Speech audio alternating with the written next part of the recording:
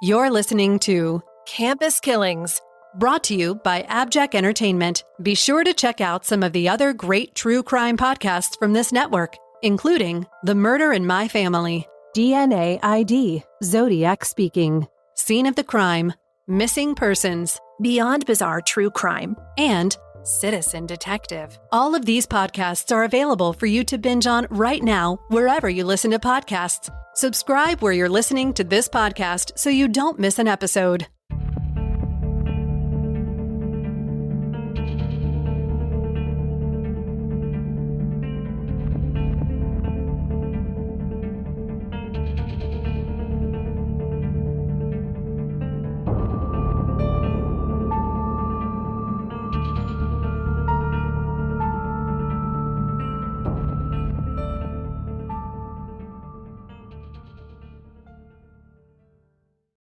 Hi, Amy, and welcome back, listeners. Today's case is a unique one in that we'll not only be talking about a situation where the victim and the perpetrator are one and the same, but we'll also be discussing two different universities and their responses to a deadly incident on the University of New Mexico campus. But before we get to this incident, let's get a little background on both schools. We'll start with the school where our incident took place, the University of New Mexico, or UNM, as I'll be referring to it for the rest of the episode.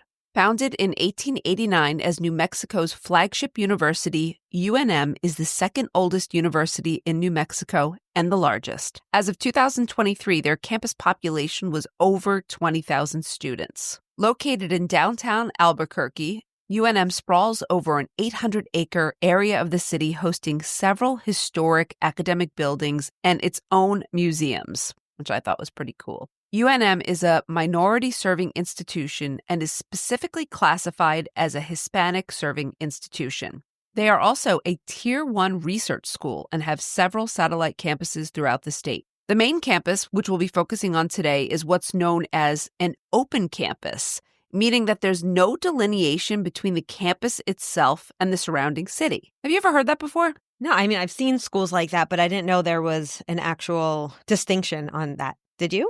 I didn't know there was a lack of distinction, like it was part of the city. Like I didn't realize there was an open. I always thought there were like boundaries or borders. No, like think about John Jay. John Jay doesn't have boundaries. I guess, right. But John Jay is located on a city block in Manhattan, so yeah. I see what you're saying. just a little bit Usually there's different. like a fence or something. I don't know. I'm not sure. I probably should have known that, but it struck me as a little bit unique. But while the school has much to boast about academically, one of the big draws for students is its athletics. The New Mexico Lobos are NCAA Division I in all 18 sports and have won 3 national championships over the years. So, wow. I'm surprised. I never heard of that school as far as sports goes. Me either. I was surprised when I was looking at this as well.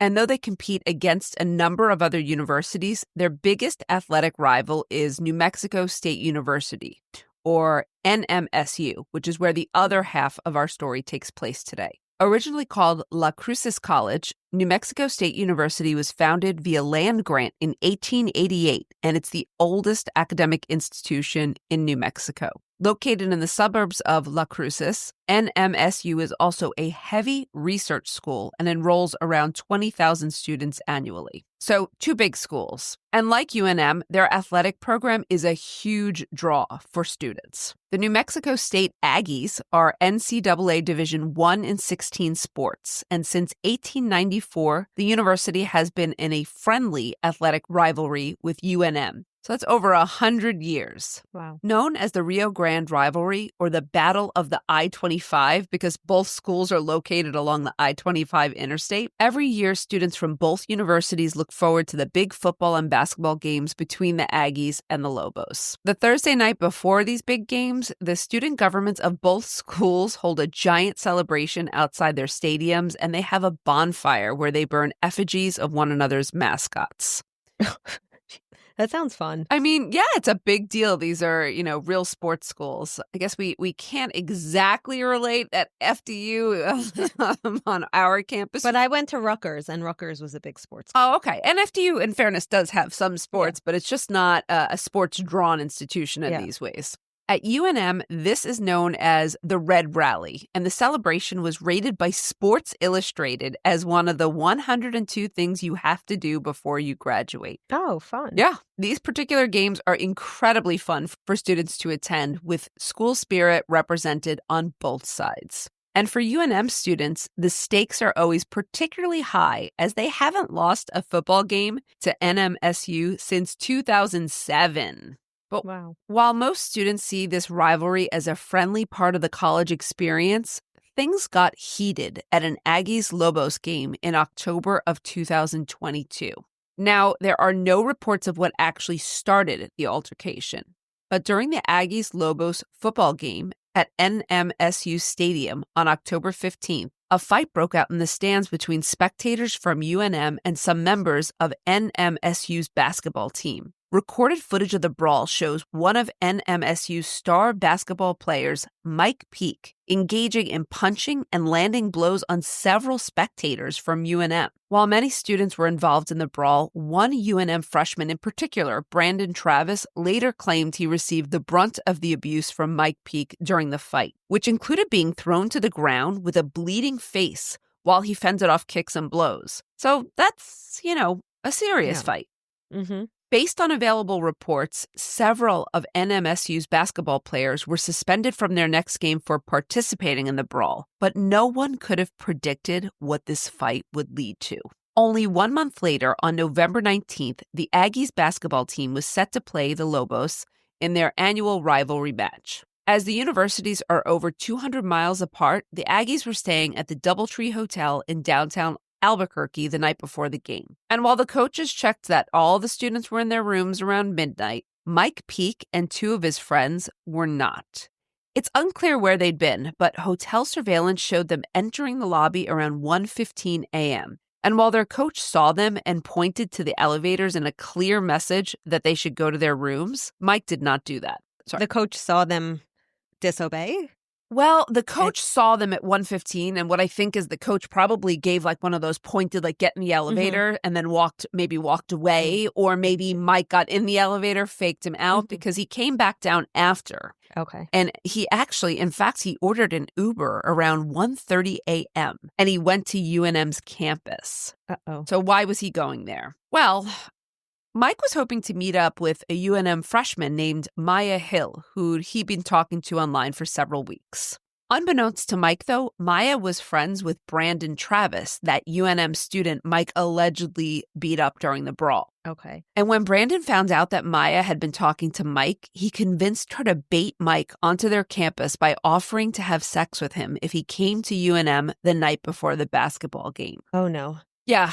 Based on later testimony, Maya revealed that Brandon had not gotten over the brawl at the Aggies football game, and he wanted Mike to pay. And she agreed, I'm assuming. Yeah, Sounds yes, she did, but it's unclear if she wanted him to pay and had been like talking to him specifically to bait him, or if she'd really been romantically interested in him until Brandon told her that Mike was the one who That's what it sounds beat like. him up. Yeah. Yeah. Either way, she was aware that Brandon was planning to hurt Mike the night she was supposed to meet him. Mm-hmm.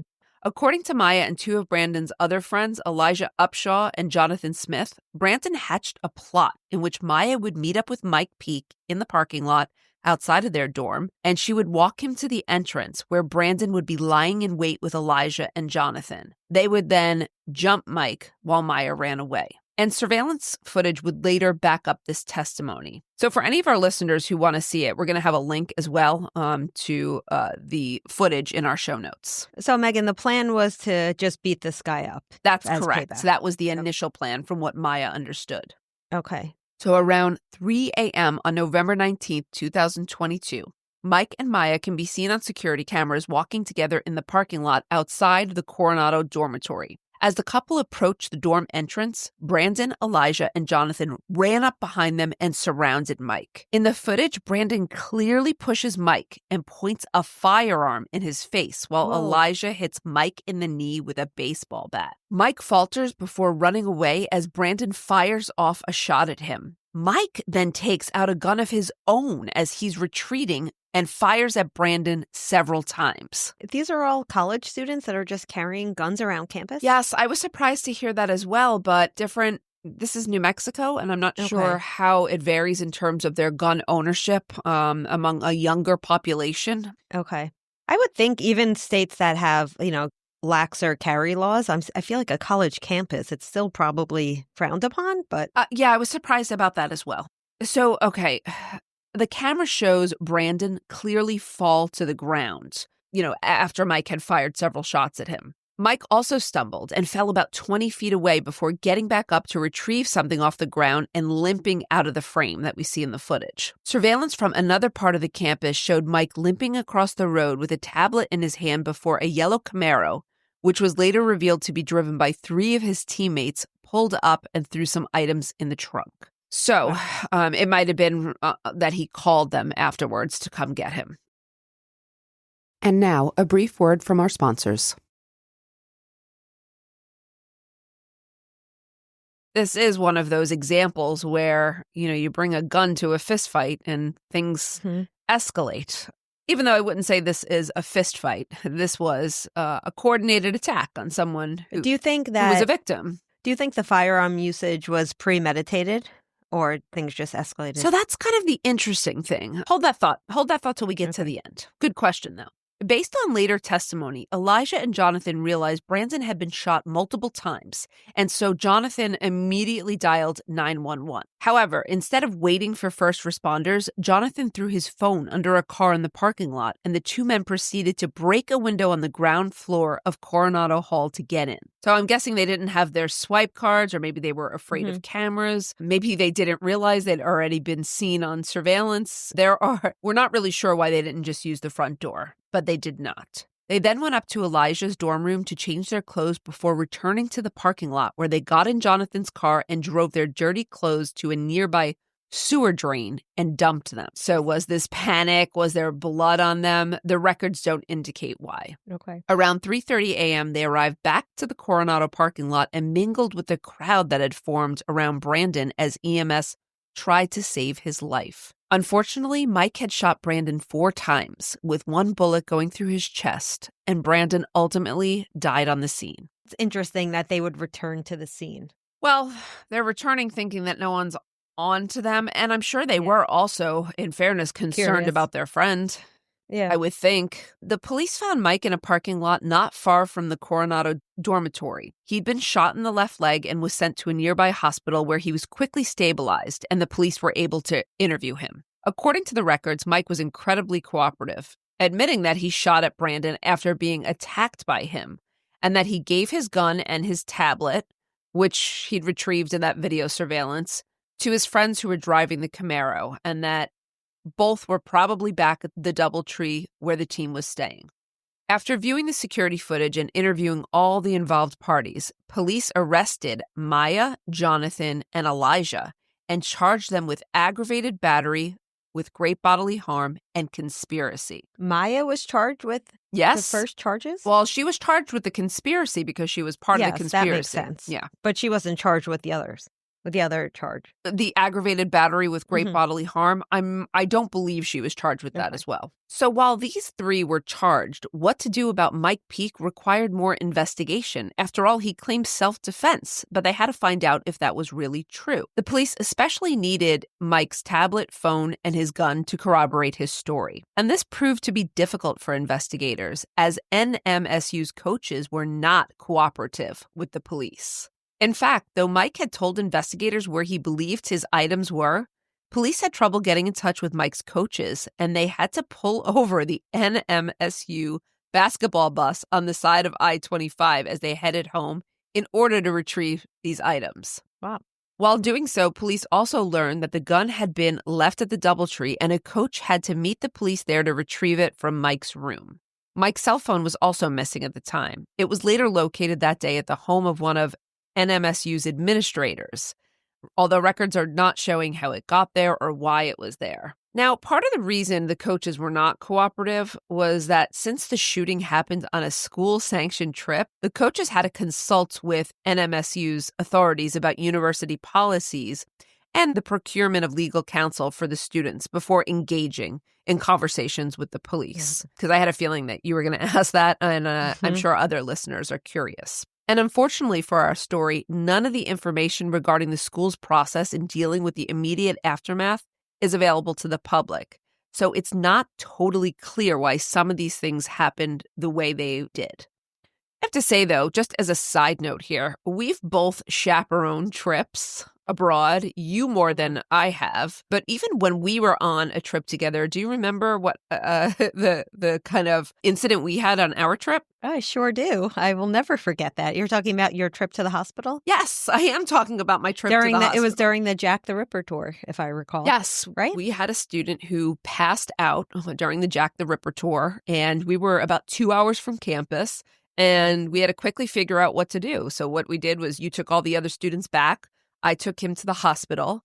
We had to figure out. Was it dehydration? It was dehydration. And to this day, I still joke with the student because I told him that he should have eaten and drank more at breakfast. And he's one of my favorite students in all of my years of teaching. All of my years. Yes, he's also one of my favorite students as well.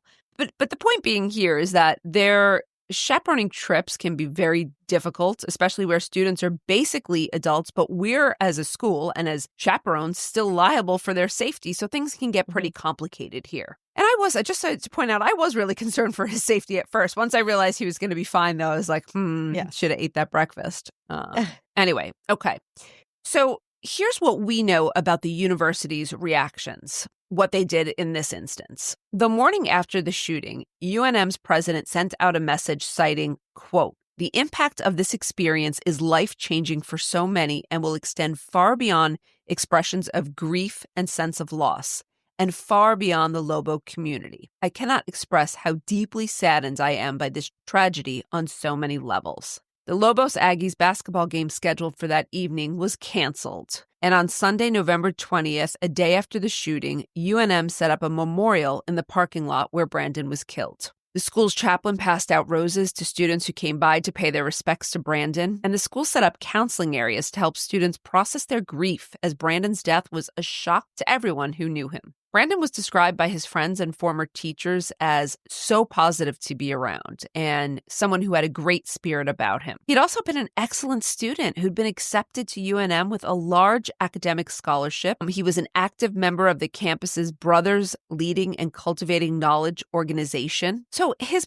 involvement in this plan to jump another student was really surprising to many, and his death was really difficult to comprehend in the days after the incident. The other school, NMSU's president, also issued a message on the Sunday after the shooting calling the incident devastating and announcing that their athletics department was cooperating with law enforcement during the ongoing investigation. NMSU also suspended Mike Peake from the basketball team indefinitely as he had brought a firearm on a university-sanctioned trip, which was, as you questioned before, a violation of school policy. That makes sense. Guns were not allowed on UNM's campus. So that was what you had asked before or earlier. So Mike was technically in violation of both schools' policies. However, based on available reports, I couldn't find that Mike ever faced any official charges from UNM. And he didn't get expelled or anything? I don't believe so.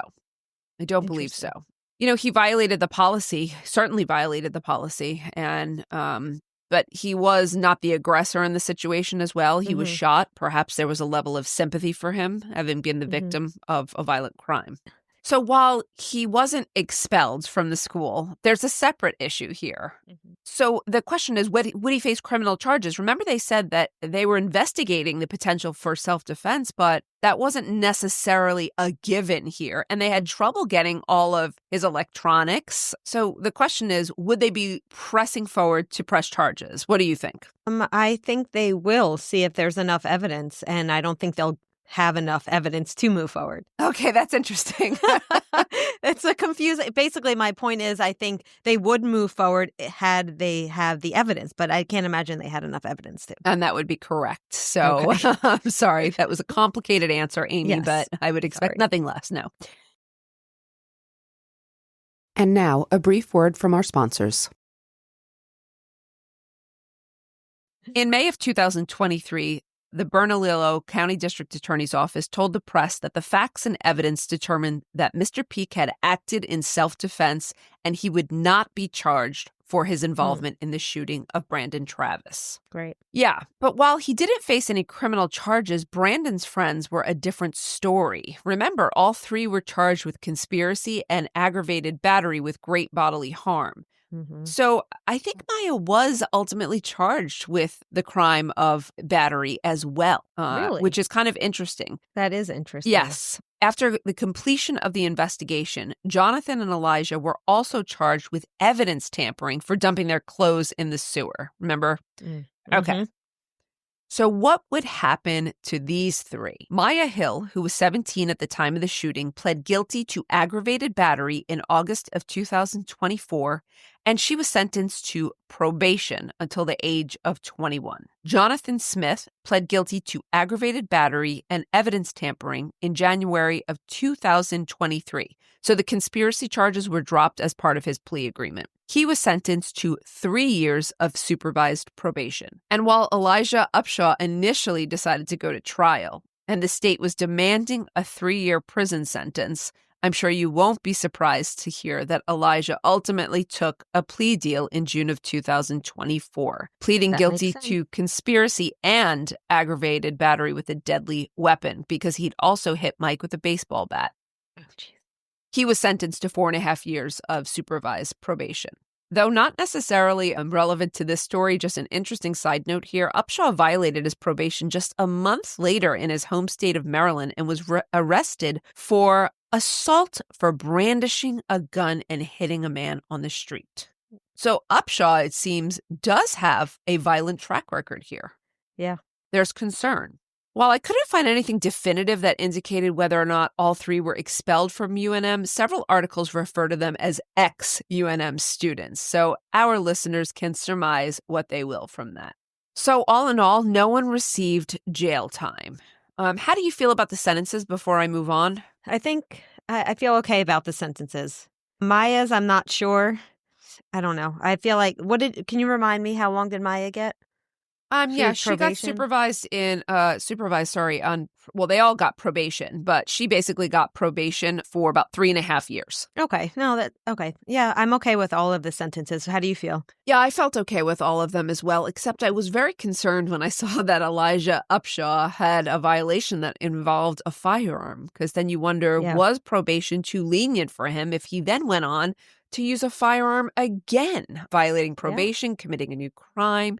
So initially, my response was, okay, these sentences might be appropriate, but it's hard to tell afterwards. However, we feel, Amy, though, Brandon Travis's family did not believe that justice was served. According to a Change.org petition created by the Travis family, they asserted that there were many issues surrounding their son's death. In their petition, they claim that the media falsely portrayed Brandon as the perpetrator. So this is interesting because the family alleges that Mike shot first in the surveillance footage and Brandon shot second. Again, we'll have this footage available in our show notes for our listeners who'd like to take a look for themselves. And also that regardless of Brandon's participation in the shooting, the media painted him in a terrible light, leaving out all the details of his life that accurately displayed the kind of person he truly was outside of this one isolated incident. The parents also claimed that UNM didn't contact them about Brandon's death until 24 hours after the incident, at which point the media had already plastered a bad image on Brandon and allowed them to find out their son had died from social media posts and news articles.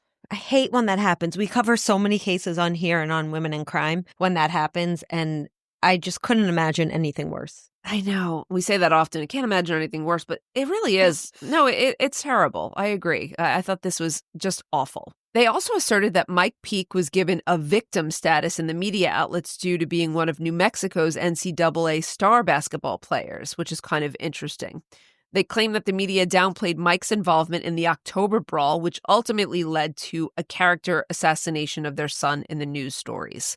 So because Mike Peak was the superstar, he was receiving preferential treatment in the media, is what they were saying. And lastly, they stated that Brandon's friends had left him to bleed out on the pavement instead of staying with him until help arrived, further adding to the trauma of Brandon's death. Mm-hmm. But even though their petition had over 1,000 signatures, the sentences given to those involved was simply not enough for the Travis family. So like we see in a lot of these cases, the family's quest for justice does not stop with the criminal justice system. The Travis family instead went to the civil courts. And that is a route that we discuss in our courses. When families feel that they can't get justice in the criminal system, they will take their grievance to the civil court system. In August of 2024, they sued NMSU, the director of the university's athletics department, and the Aggies basketball coach. So here's what the lawsuit alleged. I was going to say, why the basketball coach? Okay, so it said the lawsuit alleged that NMSU supported a, quote, toxic culture in their sports teams, which contributed to the brawl that took place at the Aggies game in October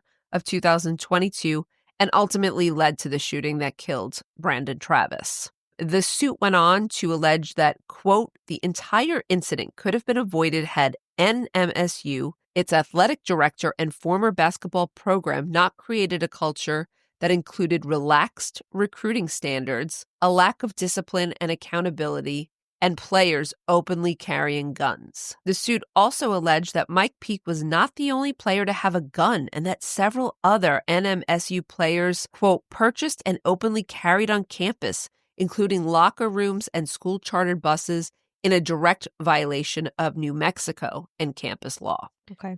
So they're pretty much saying the coaches were turning a blind eye, which I actually think is the case here. Yeah. And if that's so, to carrying guns, I mean, that is quite serious, I have to say. While the litigation is still ongoing and no reports were available about any settlements, the suit did assist NMSU in deciding to have an outside consulting firm do an assessment of their athletic departments. So, what did this consulting firm find? In March of 2023, the firm published their report citing several recommendations. 1, setting better guidelines on curfews at away games since Mike Peake and his friends didn't adhere to the curfew. Now, I'm not sure about this one. I don't know. This one is because kids break curfews, right? Yeah, Okay. That's a tough one. And also, at that point, you're putting the responsibility on really the adults to make sure curfew's not broken. Well, it is on the adults to make sure curfew's not broken. Yeah. I mean, to some degree. Mm-hmm. Let's hear the second one. Second recommendation was to adopt a more detailed weapons policy prohibiting students from bringing firearms to off-campus school-sanctioned activities. That's a good one. I mean, as I stand understand behind that was already a policy, but I guess they're Yeah. saying make it stronger. Yeah. Or maybe, maybe actually enforce it. Enforce it, right. The third recommendation was to create specific policies for coaches and staff when interacting with law enforcement about students' potential criminal activity. Agreed. I think that probably was necessary and probably a crack here. And fourth, creating better coordination on sharing information with misconduct and discipline of athletes to the public. So this was suggested due to the fact that the athletes punished for the brawl, it was never publicized, and it was almost 2 weeks before an announcement was made that Mike had been suspended from the team for shooting Brandon. So some clear policy suggestions here. And while the majority of the report focused on the November 19th shooting, the consulting firm had also been brought in for another incident. So only 4 months after the shooting, in February of 2023, NMSU's basketball team was under scrutiny again when one of their players filed a police report that he had been brutally hazed by 3 of his team members in front of the team, and no one, including the coaches, stepped in to stop it. Oh, no. Yeah, this reminds me of other episodes we've covered about. Remember that episode we covered about hazing? Absolutely. And the men's basketball team was subsequently shut down for the rest of the season, and the lead coach was fired. So they must have sensed some legitimacy to these claims. Yeah. NMSU suspended all their basketball players who'd participated in the 2022-23 season, and the new coach selected a whole new team for the 2024 season in an effort to change the team culture. That kind of sucks because if you think about it, if there were the good apples on the team, right? Yeah. Like a lot of them probably didn't do anything wrong. So while I understand the sentiment, it feels like, the innocent got punished here too. That happens. And however, and from what I could find, it didn't look like extra safety measures were put in place at either school following these incidents. So I only found the following, okay? While NMSU did erect metal detectors at their stadium for subsequent football games after the shooting, they were not permanent fixtures. So, that's a temporary fixture here.